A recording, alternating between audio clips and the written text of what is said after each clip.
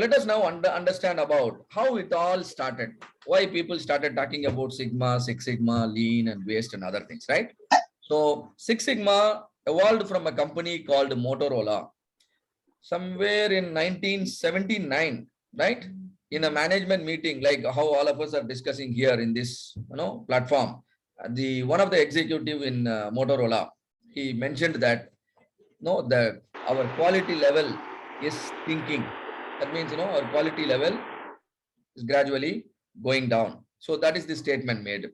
And the CEO of the Motorola, Bob Galvin, who is the son of the founder of Motorola, right? He's Bob Galvin. He threw a challenge. Our company's performance, should improve 10 times in the span of next 5 years. And then the responsibility was given to these two people, Bill Smith and then Dr. Michael Harry. Bill Smith is an engineer like all of you, and then Michael Harry is a statistician. This combination really worked well for Motorola to improve their quality levels. At the same time, it also helped the CEO achieve this tenfold growth and within the stipulated time. So, in fact, during 1985, the Bill Smith, he presented a paper. He presented a research paper based on his study. He actually studied two things. The number of the rework and the repair a product undergoes. The extent of repair is compared against the reliability of the product. So what is that he studied? Extent of repair. Another one is the reliability of the product, the field life. And he found that when the product is produced right the first time, such products are found to perform very well in the field also. So this was presented, and this gave him a clue that if we produce product perfectly in the first attempt itself, instead of making defects and then correcting it through rework, if we try to produce the product correctly at the first time, the reliability of the product will also be high. So this was the essence of the paper which Bill Smith has published in 1985, and it is for that reason. And based on their leadership quality, the responsibility was assigned to them. What was the responsibility? To improve the quality levels of the products of Motorola, and these two engineering and statistical brains, they worked together and they developed a systematic approach towards quality improvement, and it really worked well for Motorola, and then Motorola made a huge saving. All right. So this, at that point of time, Motorola was mainly into pagers, manufacturing of pagers, besides manufacturing the other electronic gadgets. And this is the turnover and manpower, and then Motorola was present in more than 30 locations. The problem was quality was stinking. At the same time, the Japanese products, particularly the Toyota and other companies in Japanese, they were following Kaizen business model, and then they were able to perform better in the market, and they experienced a stiff competition. In fact, the fact is, the Japanese, they learned quality principles and approaches from Americans, but the same has become a big problem for the Americans later on, and in the way of competition in the market. So Motorola wanted to become a world leader in manufacturing of communication products such as pagers, mobile phones, etc. Similarly, a company called ABB, right? Asia Brown Boveri. It's a Swedish multinational corporation, right? So this company is into robotics and power and heavy electrical equipment manufacturing and automation related technologies. So their turnover and manpower is here. Their problem is they realized the urgent need for improvement. They realized the urgent need for improvement. But how they realized? They have been doing very well. Their defect levels are very low. Their performance, in fact, profit and everything, to their satisfaction. But still they realized the need for improvement. How? They understood that their current level of performance is below the below average performance of some of the good competitors in the market. Their competitors are able to perform better than them. So that has made them to realize, see here, they compared even themselves with the world-class performance. So world-class performance is the number one in the particular same segment. And then they compared their performance with the number one as well as with the average, and they realized that their level is below average. And some of the facts are their defect levels are 60% higher than the competitors. How many of you understand this statement? Their defect levels are 60% higher than the competitors. Does it mean the defect level is 60%? No, actually, whatever defect the competitors are having, the particular this company ABB is was having 60% higher defects than those. Beautiful. So don't think that 1% your defect levels are 1%, 0.%, so you are great. Though your defect levels are low. Sir, can you come again with that point, sir? I cannot able to hear what that person said. Yeah. The defect level is 60% higher than the competitors. Compared to the competitors, your defect level may be 1%.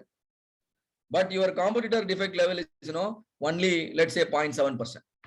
So 0.7% is, now compared to the competitor, your defect levels is 60% higher.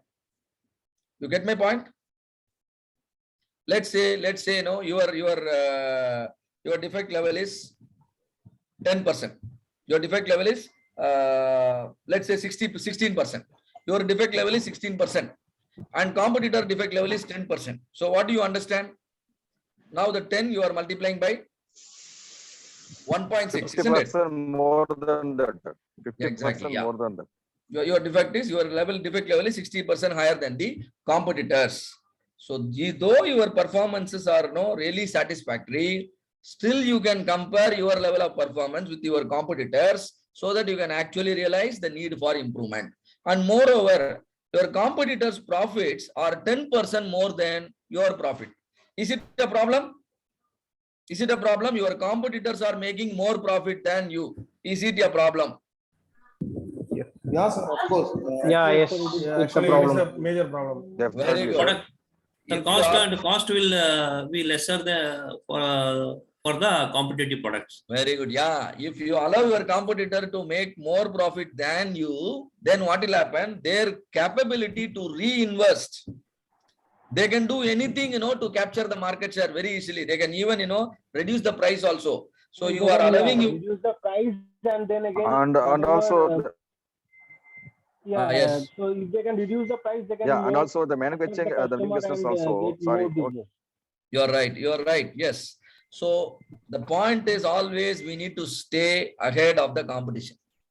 Isn't it? We need to stay ahead of the competition. We need to be better, and we need to be better than the competitors. Then only you can rule the market. So these are the reasons for ABB to adopt Six Sigma. And then third company, General Electric. So they were into medical equipments, particularly a scanner, right? So this scanner, they had two problems. One is the failure. The other one is the performance. The failure is related to a bulb that was used in the scanner, and that bulb was very costlier. And they have seen, the record is there were 20 million bulbs failing before shipment. Any failure before shipment is called internal failure. Any failure after shipment, or after the product is launched in the market, that is called external failure. So the internal failure itself was very high, and the bulb replacement cost was, This is failure or damage you are saying, sir? Failure? You are saying it's a failure. Sir, failure means, for example, I am saying, I think if you are talking selling about the PDA, pre-dispatching inspection. Maybe. Yes, it's a failure. Yeah. No, yes, sir, I agree. But if you are selling to the customer, for example, we are selling on some biker gear, some biker car. We are after reaching the customer, the indicator is not working, or RN is not working. This is the failure of our company only, internal failure only, no, sir. Correct. Then how it will we can say once it went out, we can say that it is a failure of outside one. Yeah. So it will be a I'll damage just only, come- no. No. See, No, you. no. Yeah. Yes, somebody wanted to Yes, add sir. anything here. Yeah. So Mr. Manivan, who is he? Myself only, sir. Yeah, I'm Saranun here. Yeah, So yes. actually, what type of defect is maybe damage, whatever it's a defect, that can be failure only.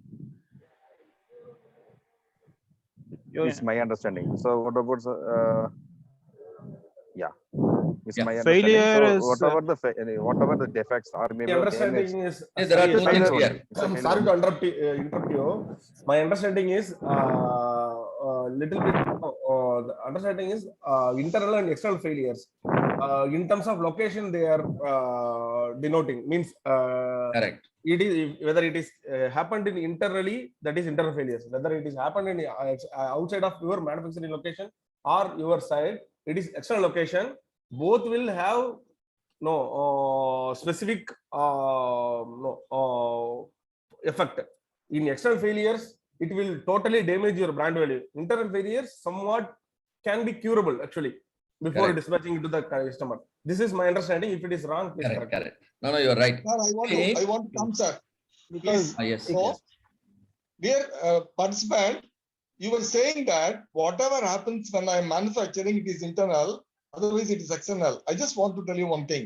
You make a product, you manufacture a product, but you are not able to sell it. Now it fails. Is it an internal fault or external failure? It is internal. Internal Right. only. That is what. And so you'll have to think, logically, and then decide on whether it is internal or external. Probably we'll teach you more on this cost of quality later. Thank you. See, if your quality inspector detect a failure, detect a defect, the failure is internal. If the customer detects a failure and comes back to the company with a claim, that's called an external failure. As a result, your So brand. that can be called that may call like a warranty complaint or so and so. Yes. It, sir. Yes, you're right. Warranty claims or external. Calling external complaint. Even it's a design failure also can be considered as a harmful than the internal failure, I guess, because internal failure we can rectify, whereas once it is out in the market and then it is being found by the end customer, and if they comes back to the company, that is much more harmful and it is not curable. Yes. Both comes under cost of poor quality, but the harm external failure can cause will be more severe than the internal failure, because internal failure is only known to the company. Only the company's quality engineers, they've detected the failure, and then they can do some rework and then make things correct. But external failure means already the product is in the hands of the customer, and moreover resolving the failure, you may have to put more effort and then more expense at the same time. Your name will also be. Sir, and also there are in the external failures also. In external failures also, there are two categories are there now, sir. That directly it will come to a warranty claim, then it will become also an internal failure only. That will reflect to the company. But once it issue happen with the customer application, then only it will become an external failure, no, sir. Which not comes under warranty claim or any of our. Mr. Manivan, that cannot be called as an external failure because, sir, shall I just explain? Yes, Saravanan, you can. Yeah. So the external failure is belongs to internal combined one. It belongs to internal issues only, because the company has been made the defects that can be identified or found by the customer. That's we're calling external failure. Am I right, sir? Correct. May I tell you one example? That is, if any brand, like whatever you talk, if iPhone got failure in somewhere, whether they will tell they will tell only the iPhone iPhone has some defect. Whether it is internal or external, it doesn't matter. The location is internal and external. That's it, I think, right, sir? Correct. The brand, they will always target on the brand. No, sir. Yes, sir. If you speak about only location, I agree with you. But if you speak about the failure of the company, then it is not correct only, no, sir.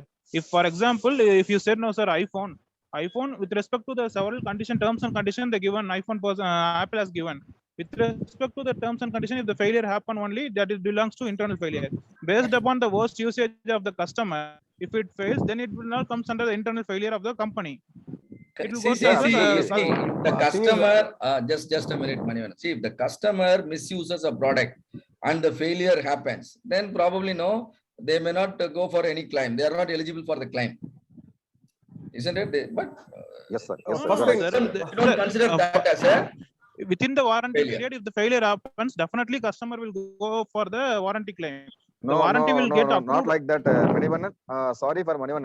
I just Yes. sorry. I'm also in quality only. I'm telling you. Yes, sir. To customer, that means the end user. That due to end user, anything's happened. That cannot become under warranty, sir. Please understand. Correct. If the new product, the due to manufacturing defects, whatever issues, it may be found by the customer end user. That can be warranty complaint. That can be claimed by as a customer.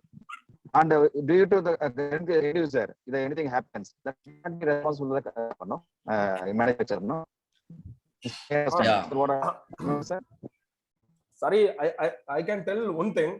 The ratio between the problems due to internal and outside of the factory or outside of the manufacturing location will be very less. It's like a Poisson ratio. So we should not take it up. Actually, we should concentrate on where the product is manufactured. Right, sir? Correct. Sir, I agree that point, sir. But this, how to say, sir, once the failure happens within the warranty period, okay, if any function losses or any on the product, definitely the customer will not know, or even they won't say whether I misused the product or I mishandled the product. They won't say. There will be warranty policies. Yes, sir. For that only warranty team was there. Yes, sir. For that only warranty team was there, and the warranty analysis was done. Then only the product will be either replaced or not. They will confirm. So there in that case, there will be policies which will be printed, while giving the warranty. They'll check. Company will check. One thing I will explain to Manivan, sir. Manivan, Mr. Raman here. I'm actually what I'm telling. For example, as one person has said, no, the iPhone. You bought the iPhone. Okay, there are some functional issue. The functions can be considered warranty. Maybe considered as a warranty number. For example, the display is broken. So your voice is, sir, Saran, sir, your voice is not audible. Yeah. So now I okay now. Yeah. Yeah. So yes. that, for example, you will take iPhone only. So the iPhone you got it, actually you bought it. Okay, within 1 year they given warranty. If maybe there are some function issue. The function issue give the warranty. But if the display is maybe broken within the 1 month or maybe 20 days, so display because of that is due to your fault, or maybe you just fallen somewhere. That cannot be claimed as a warranty complaint, and that cannot be company cannot give the warranty, and they may not be answered for you.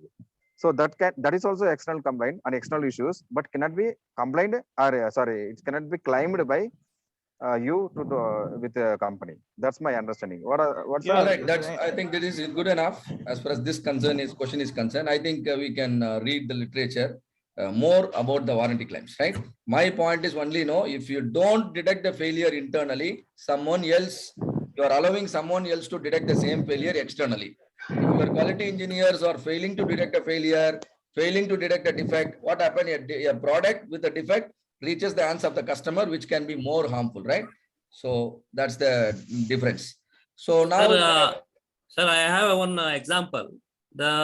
Suppose it's a ambient temperature too high in the Gulf. There is two brands of vehicles. One is Toyota and Ford. But cooling rate in the vehicle or cooling effect in the vehicle in Toyota is very good when we compare to the Ford. As far as concerned, it is not a failure, but performance is not up to the expectation.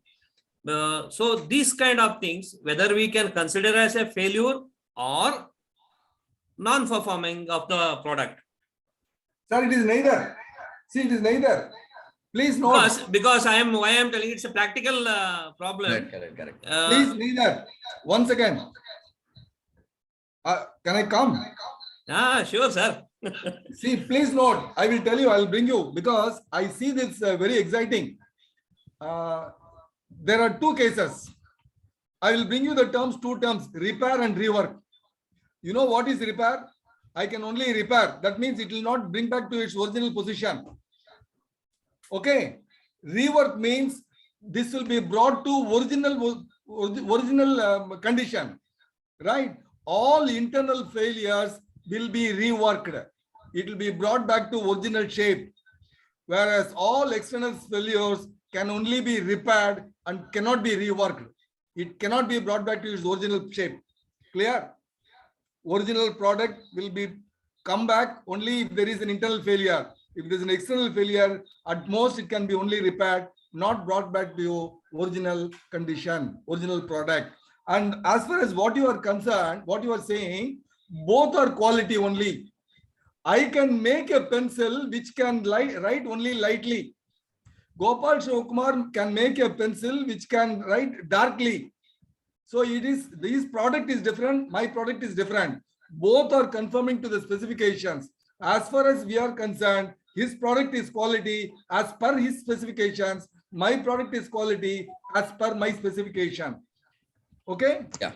But your point is called a quality gap. No. What my question is, the thing is, we have two brand new vehicles. One is Toyota, another is Ford. In the area like Gulf, the ambient temperature is 45 to 50 degrees in a summer. Correct. Okay. Both are brand new vehicles. When customer go for a test drive. Yes, I got your question, Mr. Ganesh. This is called the quality gap. Your competitors' products are better than your product. Performing better and giving performing better than your product. But your product is as per the specification, isn't it? Your product is as per the specification, but your competitor product is performing. For that, you can go for QFD. QFD is a study of your quality level against your competitors. If a gap exists, you will upgrade your quality. If you don't upgrade, your market share will gradually go down. Yeah, that's what happened. Today the Toyota is dominating in the Gulf because of this reason only. Exactly. The thing is, in a Land Cruiser vehicle, it takes 10 minutes to come to 25 degree temperature inside the vehicle. If it is an ambient temperature is 45, but Ford vehicles are taking more time to come to reach that. Very good example. Very good example. Now the Ford has to really do a study and then improve their design. Very good. But unfortunately, still today they are studying only. They are not done any improvement. Yeah, correct. This is called not product failure. This is a market failure. Understood? Yeah. No, market failure. Yeah, you will not buy. No, you will not buy. Nobody will buy. Okay. So then, if it is a product is if we used in not in Gulf and in our local area, other location is good. Good product only, no, sir. India, if they use the same vehicle, anyway, GCC specification will be different from the other countries. But you can only say one thing, Baba, either failure or not failure. You can't say India it is failure, there it is. So we are talking about product, and product specification, if it meets, it is good quality. If it is not meeting the specification, it is bad quality. That's all. Okay. Conforming to specification is very important. Yeah, sir. But in this cases, the product is meeting the specification, but it's not satisfying the customer requirements. Yeah, that means he has not made the product properly. Yeah. Right. Yeah, I think the interaction is overwhelming, but at the same time, we need to where the sport people has to go for a DFSS what do you call? The answer to your question is robust design. Irrespective of the temperature, your car should achieve the desired temperature inside the cabin within maybe a few minutes. Time. For that, you have to make your design much more robust than the earlier case, right? That you will be learning in the robust design. It's a part under DOE, design of experiment. In the first step, in the first phase, you have hit upon the best problem for a project charter. This is an ideal topic for you to fill up in the project charter, right?